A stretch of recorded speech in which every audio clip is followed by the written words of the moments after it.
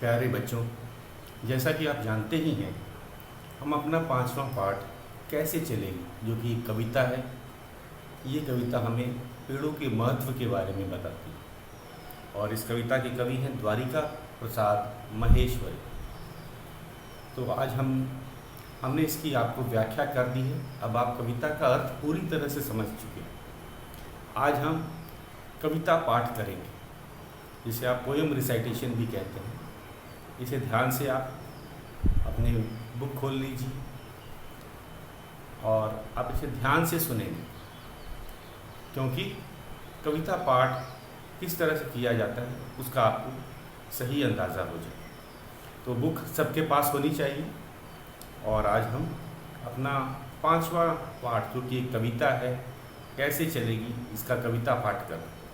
इसके बाद हम इस पाठ के शब्दार्थ और मुहावरे तो इस पाठ में आए नहीं हैं, इस कविता में कोई मुहावरा नहीं है, लेकिन शब्दार्थ हैं।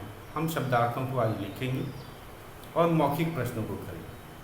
तो आज शुरुआत हम सबसे पहले क्या करेंगे, कविता पाठ या काव्य पाठ। कविता को काव्य भी कहा जाता है, आप इसे काव्य भी कह सकते हैं या फिर कविता पाठ। तो काव्य पाठ या कविता पाठ दोनों एक ही चीज।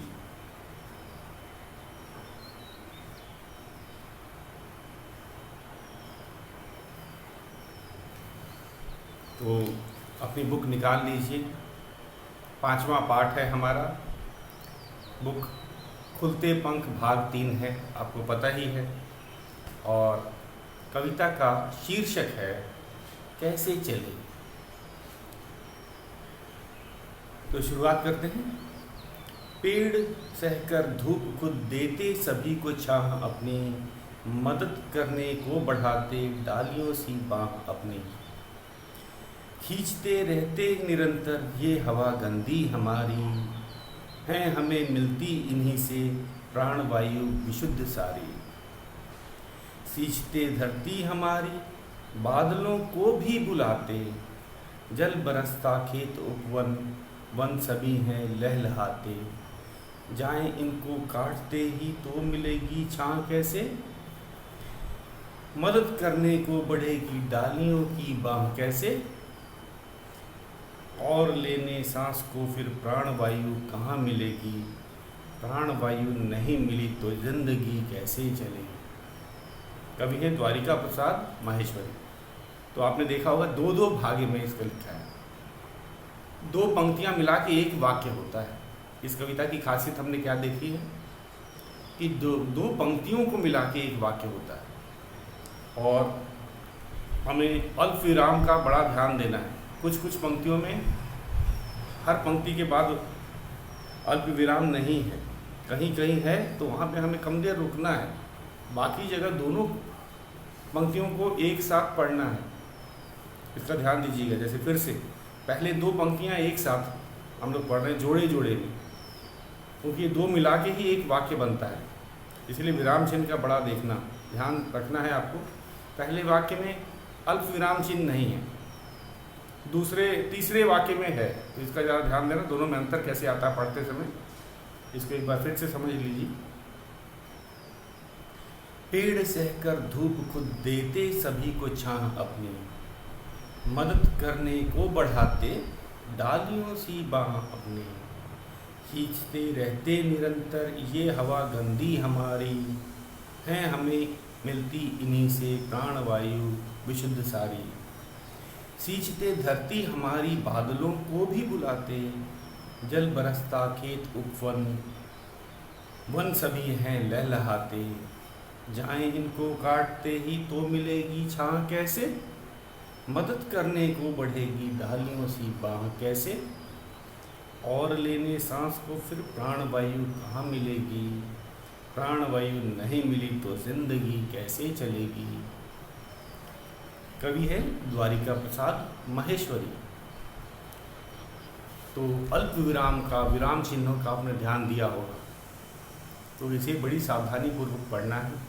2 पंक्तियां मिला के एक वाक्य होता है और कभी कभी दोनों पंक्तियों के बीच में अल्प विराम चिन्ह भी नहीं, तो रुकने का उसमें नहीं है। जैसे पहली 2 पंक्तियां हैं, इसमें कोई अल्प विराम चिन्ह नहीं है, एक बार में ही हमें दोनों पंक्तियों को पढ़ जाना है। एक बार फिर ध्यान दीजिएगा।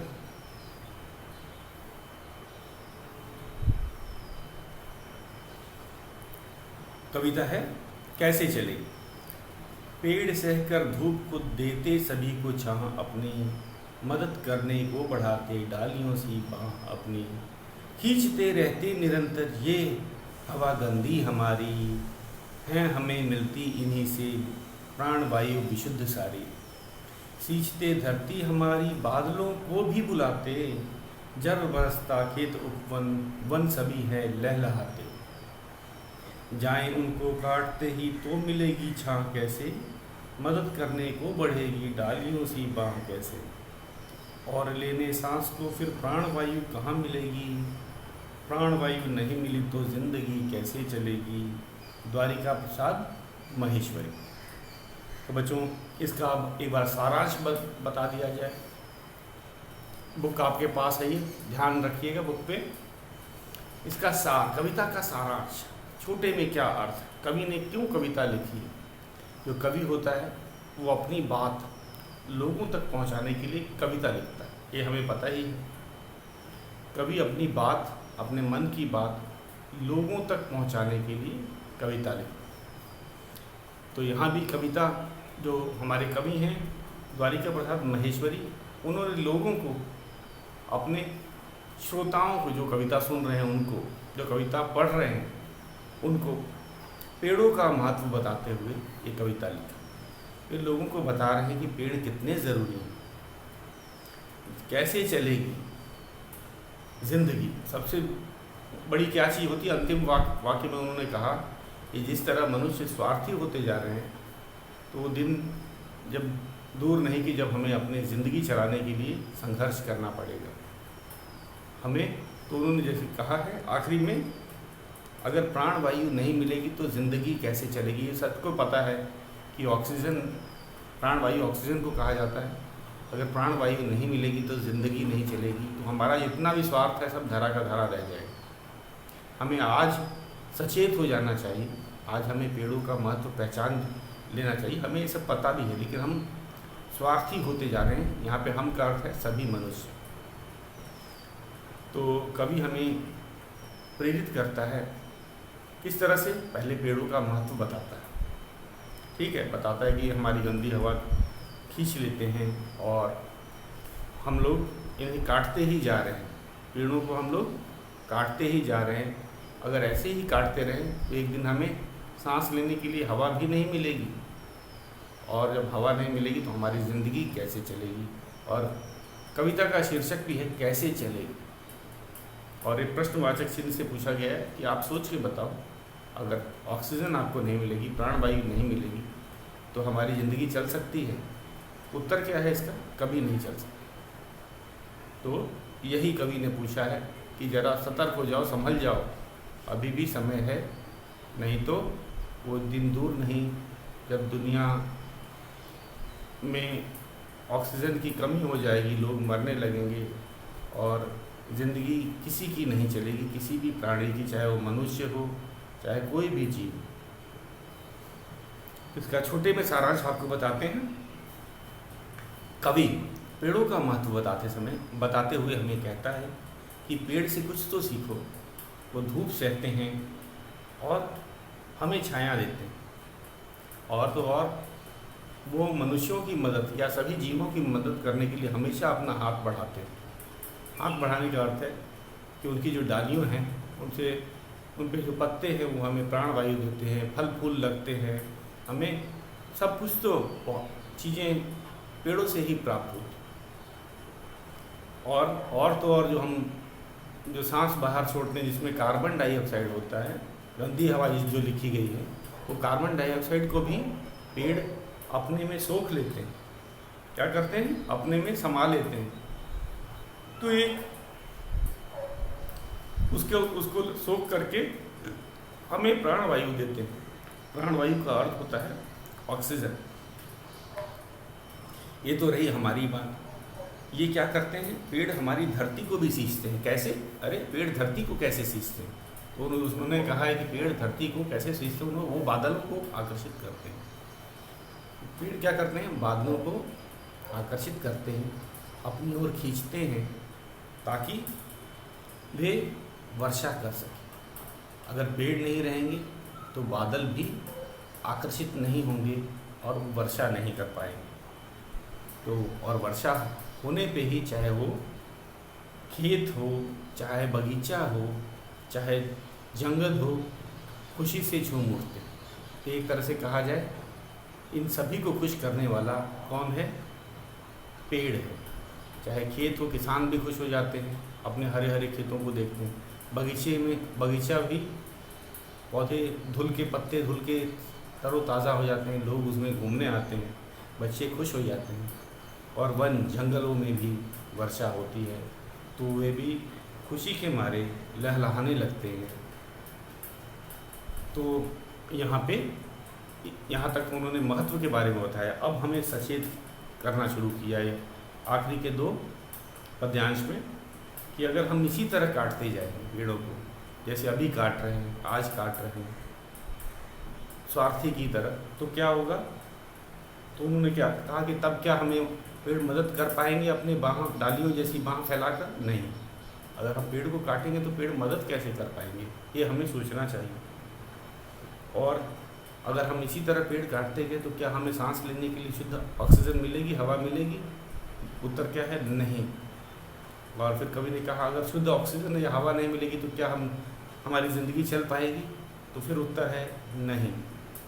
तो ये था हमारे कवि का संदेश अपने जो पाठक हैं, जो श्रोता हैं, जो कविता पढ़ रहे हैं, चाहे वो बच्चे हों चाहे बड़े हों, सबको कवि ने ये संदेश दिया है कि हमें पेड़ों का महत्व समझ तो आ गया है, लेकिन हम अपने स्वार्थ के कारण पेड़ों को काटते चले जा रहे हैं, जो अच्छी बात नहीं है। हमें पेड़ों को नहीं काटना चाहिए, उनका संरक्षण करना चाहिए, तभी वर्षा मिलेगी, तभी ऑक्सीजन मिलेगी, तभी सबकी ज़िंदगी चलती रहेगी। तो ये था हमारा कविता का सार। तो बच्चों, आज हम शब्दार्थ करेंगे। इस पाठ में कोई मुहावरा नहीं आया है, तो केवल शब्दार्थ हम लिखेंगे। मुहावरा इसमें आया नहीं है, एक कविता है, इसमें हमने देखा। तो काव्य पाठ हमने कर लिया, सारांश भी आपको मैंने बता दिया है। आगे चलते हैं। शब्दार्थ।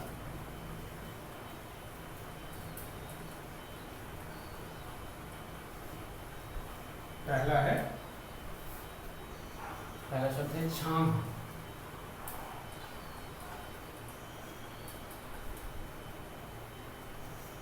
छां का अर्थ होता है छाया।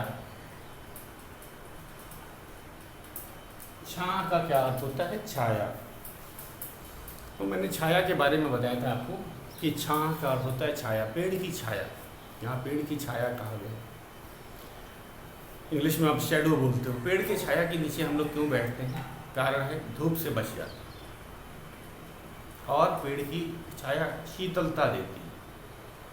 मैंने आपको बताया था, लोग बनाने के लिए तो शेड भी बना सकते हैं। पेड़ की क्या ज़रूरत है, शेड बना देते हैं, उसके अंदर सीमेंट की चादर लगा देते हैं।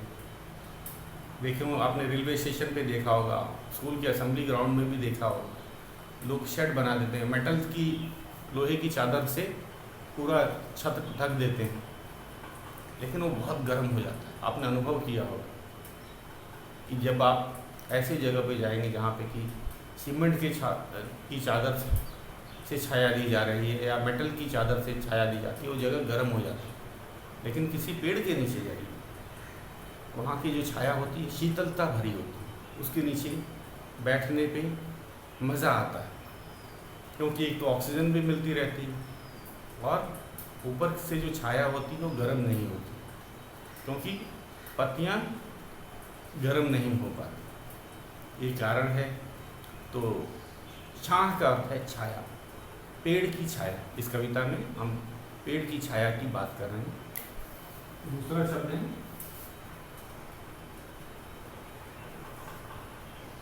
निरंतर। निरंतर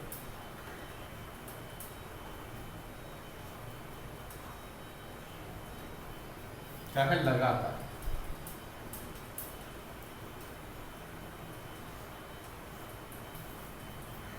निरंतर का अर्थ है लगातार। जैसे हम कविता में कि लगातार हमारी जो गंदी हवा कार्बन डाइऑक्साइड को खींचते हैं और ऑक्सीजन देते हैं।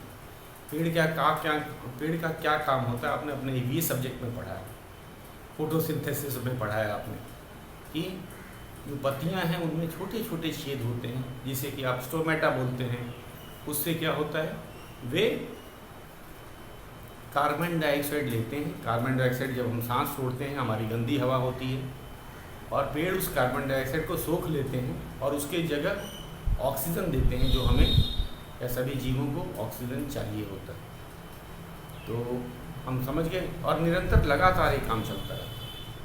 ये पेड़ ये काम कैसे करते हैं? लगातार करते रहते हैं बिना रुके। उनके लिए कोई छुट्टी नहीं होता, ये नहीं कि संडे को ऑक्सीजन नहीं देंगे या फिर संडे को कार्बन डाइऑक्साइड जो है गंदी हवा नहीं अपने में खींचेंगे, ऐसी बात नहीं। वो लगातार ये काम चलता रहता है, ऑक्सीजन देने का और कार्बन डाइऑक्साइड लेने का, जो प्राणवायु देने का और गंदी हवा खींचने का, लगातार ये चलता है। जब से पेड़ पौधा लगता है, छोटा होता है, तभी से ये शुरू हो जाता है। जब उसमें 2 पत्तियां आती हैं तभी से वो शुरू हो जाता है। और कुछ पेड़ तो 200 साल तक जीते हैं, आपको पता है। 200 साल तक बिना छुट्टी के ये लगातार हमको प्राणवायु दे रहे हैं। तो हमें तो उनका उपकार मानना चाहिए।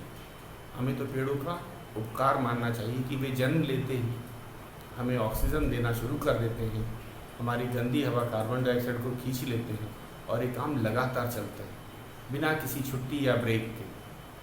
तो निरंतर का अर्थ होता है लगातार। और कविता के अनुसार इसका मतलब है कि पेड़ लगातार हमारी गंदी हवा खींचते रहते हैं और हमको प्राणवायु, जिसे हम ऑक्सीजन कहते हैं, वो लगातार हमको देते रहते हैं। तो कितना अच्छा काम कर रहे हैं पेड़। अब तीसरा शब्द पे आ जाते हैं।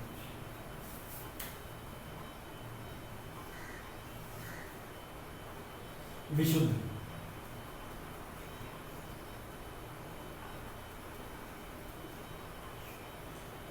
विशुद्ध, विशुद्ध का अर्थ होता है स्वच्छ।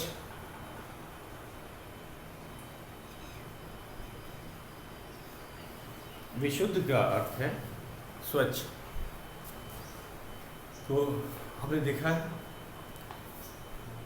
प्राणवायु विशुद्ध सारी, हमें कविता के अनुसार में मतलब मैं आपको बताऊं, स्वच्छ तो हो गया। विशुद्ध का अर्थ होता है शुद्ध। विशुद्ध और शुद्ध का अर्थ दोनों एक ही होता है, शुद्ध या स्वच्छ, साफ। तो जो इसमें एक कविता के अनुसार है, हमें मिलती इन्हीं से प्राणवायु विशुद्ध सारी। जितनी भी शुद्ध प्राणवायु है पृथ्वी पे, मैंने आपको एक बार बताया भी था कविता में कि धरती पर 20-21% 20-21% ऑक्सीजन है हवा में, और ये सारी ऑक्सीजन पेड़ पौधों ने ही दी, एक दिन में नहीं, करोड़ों साल में दी। तो यही ये कवि कह रहा है कि जितनी भी हमें शुद्ध ऑक्सीजन मिल रही है वह पेड़ पौधों की ही देन है। तो विशुद्ध का अर्थ होता है शुद्ध, या फिर स्वच्छ भी होते हैं, साफ सुथरा, साफ हवा। देखा है सुबह सुबह लोग क्यों घूमने जाते हैं बगीचों में, पार्कों में? क्योंकि हमें वहाँ शुद्ध हवा मिलती है। सड़कों पे क्यों नहीं मिलती? क्योंकि वहाँ पे शुद्ध हवा नहीं मिलेगी, क्योंकि वहाँ गाड़ियाँ चलती हैं, गाड़ियों के धुएं में प्रदूषण होता है और हवा शुद्ध नहीं रह पाती। तो विशुद्ध का अर्थ होता है शुद्ध कह सकते हैं या स्वच्छ कह सकते हैं। और पाठ के अनुसार यहाँ शुद्ध ऑक्सीजन, शुद्ध प्राणवायु के लिए विशुद्ध का प्रयोग किया गया है कि जो हमें ऑक्सीजन मिलती है अच्छे किस्म की मिलती है, एकदम साफ सुथरी और स्वच्छ मिलती है। तो ये था हमारा तीसरा शब्द। आपने इसे आपको नोटबुक में लिखना भी है और याद भी करना है। चौथा है हमारा उपवन। उपवन इसका अर्थ है बगीचा।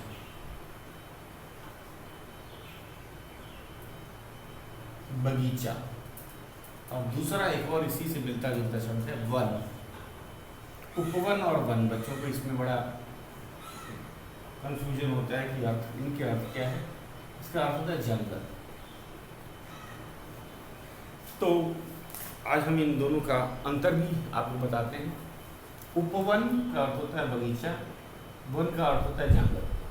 तो बगीचा लगाया जाता है, आपने देखा होगा बगीचे में सभी पेड़ लाइन में लगे रहते हैं, कतार में लगे रहते हैं। उनको जिस तरह से लगाया जाता है, इस तरह से लगाया जाता है कि वह सुंदर लगे। अलग अलग हम कहेंगे ऋतुओं के अनुसार, उनके फल फूल आने के अनुसार भी बगीचों में पेड़ पौधों को लगाया जाता है कि साल भर में कुछ न कुछ फूल या फल देते रहें। और पेड़ जो होते हैं सीधी पंक्तियों में, कतारों में या किसी क्रम से लगाए जाते हैं ताकि देखने में बड़े सुंदर लगे। अशोक के पेड़ आपने देखा है लाइन में कैसे कतारों में लगाए जाते हैं, उनकी ऊंचाई लगभग एक बराबर होती है।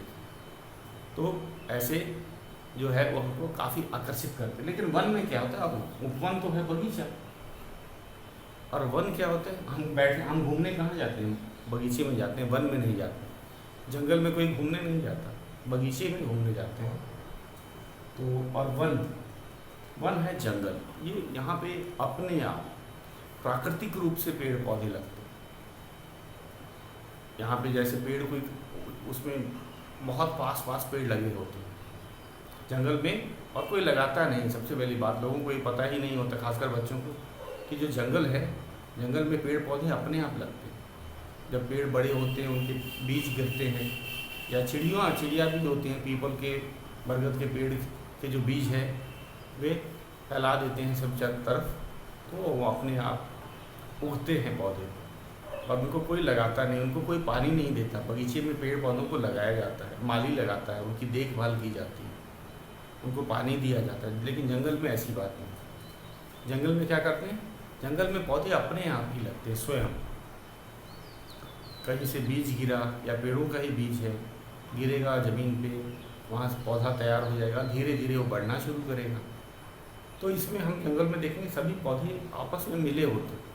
पेड़ पौधे अलग अलग प्रजातियों के लाइन में, एक तो कतार में होंगे नहीं, उनको जहाँ जगह मिल जाती है वहीं से वो बढ़ना शुरू कर देते हैं। तो जंगल, वन और उपवन का अंतर हो गया। उपवन मनुष्यों द्वारा लगाया जाता है, माली द्वारा लगाया जाता है, इसमें पौधों को पानी दिया जाता है, इसको किसी खास क्रम से लगाया जाता है। फूलों को भी क्रम से लगाया जाता है कि साल भर इस महीने में ये फूल खिलेंगे, पेड़ ये ऐसे लगेंगे, अशोक के पेड़ कतार में लगेंगे। तो ये सब चीज़ का ध्यान देता है। लेकिन वन में पेड़ पौधे बिना किसी मदद के अपने आप लगते हैं, उगते हैं, बढ़ते हैं। दोनों ही ज़रूरी है, क्योंकि भाई दोनों जगह पेड़ ही हैं। तो पेड़ हमें ऑक्सीजन देते हैं, हमारी मदद करते हैं। तो इसीलिए हम ये नहीं कह सकते कि उपवन ज़्यादा अच्छा है, वन खराब है, या वन ज़्यादा अच्छा है, उपवन खराब है। दोनों जगह पेड़ हैं, और जहाँ पेड़ होते हैं वहाँ पे हमें फ़ायदा ही होगा। ऑक्सीजन मिलेगी, छाँव मिलेगी, फल मिलेंगे, फूल मिलेंगे, दवाई मिलेगी, लकड़ी मिलेगी। तो सब कुछ तो वही देते हैं। कौन? पेड़। तो हम आज समझ गए कि उपवन बगीचे को कहा जाता है, उपवन मनुष्यों द्वारा या माली द्वारा लगाया जाता है। यहाँ पे पेड़ पौधे कतार में होते हैं और इसे किसी खास क्रम से लगाया जाता है।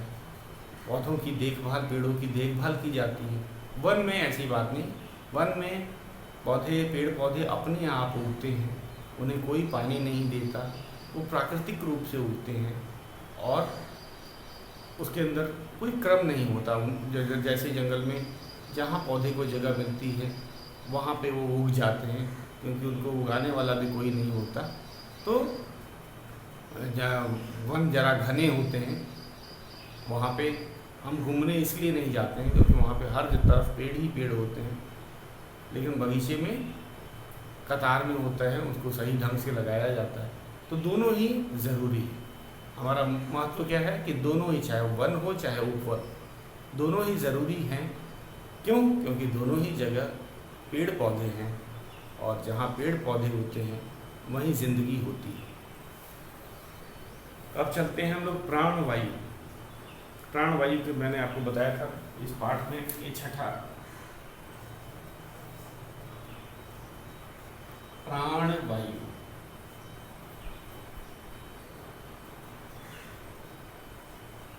प्राणवायु जीवित रहने के लिए आवश्यक ऑक्सीजन। जीवित रहने के लिए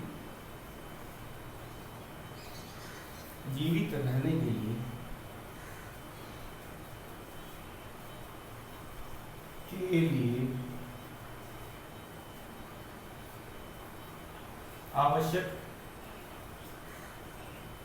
ऑक्सीजन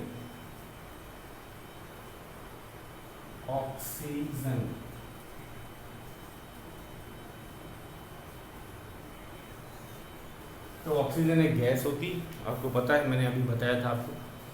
ऑक्सीजन हमें जीवित रखने के लिए ज़रूरी है। आपने देखा होगा कि अभी कोरोना काल में लोग ऑक्सीजन के सिलेंडर के लिए दौड़ रहे थे, अस्पतालों में ऑक्सीजन की सिलेंडर की कमी हो गई थी, कई लोगों की तो मौत ऑक्सीजन न मिलने के कारण हो गई। तो ये गैस हमें बहुत, सभी जीवों को चाहिए। कौन सी गैस? ऑक्सीजन। इसको प्राणवायु कहा गया। प्राणवायु कि ये जो वायु है, ये जो हवा है, हमारे प्राणों के लिए बहुत ज़रूरी है। तो इसका नाम हिंदी में प्राणवायु रखा है। इस गैस को, ऑक्सीजन गैस को क्या बोला है कवि ने? प्राणवायु, क्योंकि इसी से प्राण बचते हैं। अगर ऑक्सीजन किसी को ना मिले 2 मिनट 3 मिनट तो उसकी मौत हो जाती है। हम लोग लगातार सांस क्यों ले रहे हैं? क्योंकि हमारे शरीर को ऑक्सीजन चाहिए। अगर हमें ऑक्सीजन नहीं मिलेगी तो हम जीवित भी नहीं रहेंगे, हमारे प्राण चले जाएंगे। तो ये प्राणवायु, यही वायु हमारे प्राणों को बचाती है। ऑक्सीजन। एक और कठिन शब्द है, गंदी हवा जो था वो कार्बन डाइऑक्साइड के लिए कहा गया है। शब्दार्थ में तो नहीं लिखा है, लेकिन मैं आपको बता देता हूँ। प्राणवायु ऑक्सीजन के लिए कहा गया है, जो कि हमारे लिए ज़रूरी है। और जो गंदी हवा कहा है, जब हम सांस छोड़ते हैं तो फेफड़ों में से कार्बन डाइऑक्साइड बाहर निकलती है और ये हमारे किसी काम की नहीं होती। तो पौधे इसे सोख लेते हैं, खींच लेते हैं अपने अंदर, और उसके बदले हमें क्या देते हैं?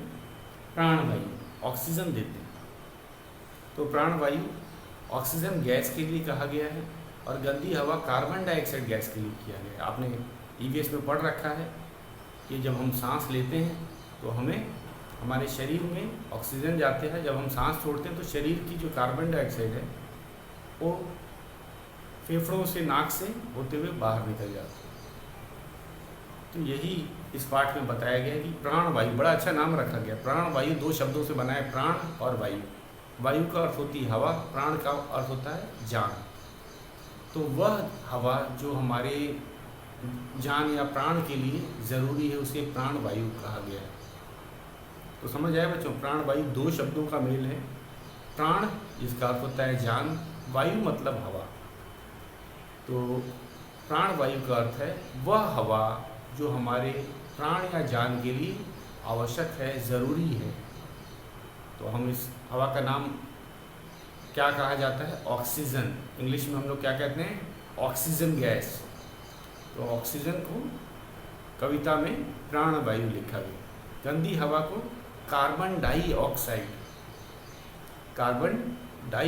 कहा जाता है, जो हम अपने नाक से छोड़ देते हैं। तो ये थे हमारे 6 शब्दार्थ। इसे आपको नोट करना है और याद भी करना है।